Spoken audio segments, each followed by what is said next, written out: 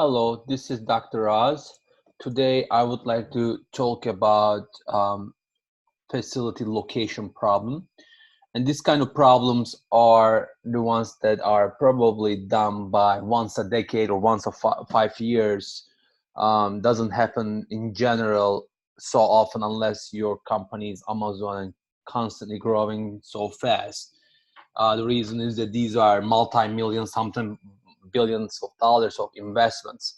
So in this case, I have an example here for a bank, and this bank would like to penetrate into new market in Ohio, and this area we have 20 different basically counties, and you can see the name of these 20 counties here on the left hand side. And to be able to operate in one of these counties, you need to have a branch location, bank location, at least adjacent to that location that you want to operate in. And this bank would like to penetrate into this area and would like to cover all these 20 regions.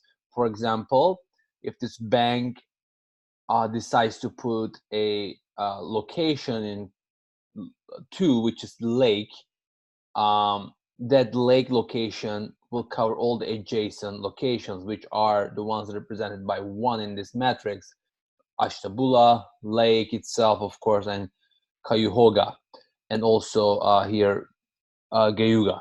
So our idea here is again to penetrate into this area and cover all these 20 counties. So these are our parameters. Let's build our model right here. As you know, I like to separate my model from my given information. All right, so first thing first, what is the objective? What is the objective of this model? That's an important question that I always start with. So objective of the model could be either a minimization problem or maximization problem. In this case, we are trying to minimize costs, but the cost numbers are not given.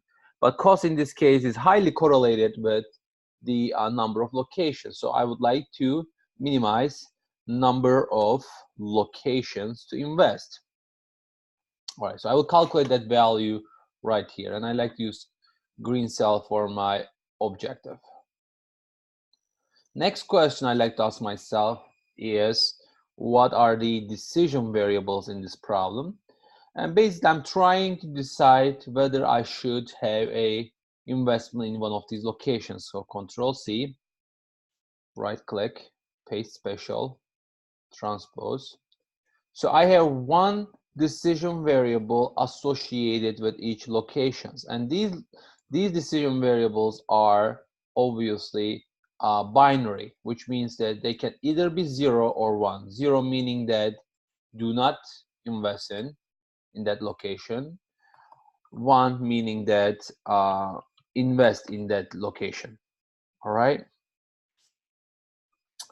So these numbers, I have no idea about these yellow cells. These are my decision variables, and Excel solver will calculate those values for me.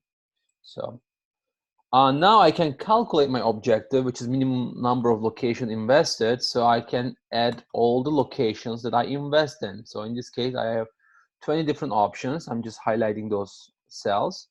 When I add them up, I would like to minimize this. Of course, if there is no constraint in this problem, I would invest nothing, which would cost me nothing. So, but I have some constraints in this model, which is this third component of a prescriptive analytics model, subject to, or in other words, constraints.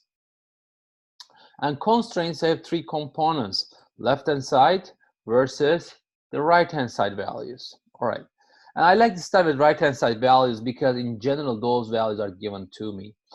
And so how many constraints do I have? Depending on the company, right? It's just depending on the decision that I'm trying to make and my objective. In this case, I'm trying to cover all those regions. So I have literally 20 constraints associated with these locations.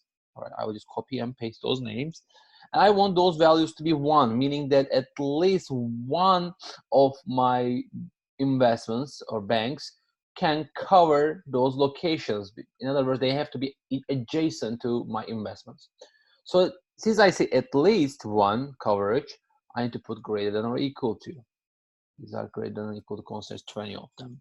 And the left-hand side values are a little bit more tricky, but in general, this is how it works. You multiply the coefficients with the corresponding decision variables.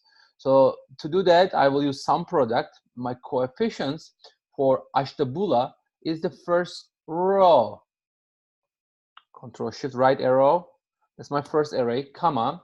My second array is my decision variables. I would like to multiply those values, and when I add them up, after multiplying them, they should add up at least to 1. And in this case, since I haven't invested anywhere, it's 0. For example, if I invest in Ashtabula itself, of course, it covers the same location, so this constraint wouldn't be violated. So now I would like to drag this formula down. To do that, I need to lock my red array. So I highlight my red array and press F4, enter. And now I can click on that cell, top bottom right corner, double click, boom. And as you see, if I invest in Ashtabula nowhere else, that would save my problem in Ashtabula Lake, Gayuga, and Trumbull, but others wouldn't be covered. So I like to use reddish color for my constraints. Okay, so I have also 20 other constraints, meaning that these constraints are my decision variables, which are 20 of them, has to be binary. I either invest somewhere or do not. I cannot partially invest somewhere, all right? So that's why binary constraint. So my model is all set. Now I can communicate this with Excel Solver to solve it. But before that, if you don't have Excel Solver added to your Excel, you can click on File, Options, Add-ins,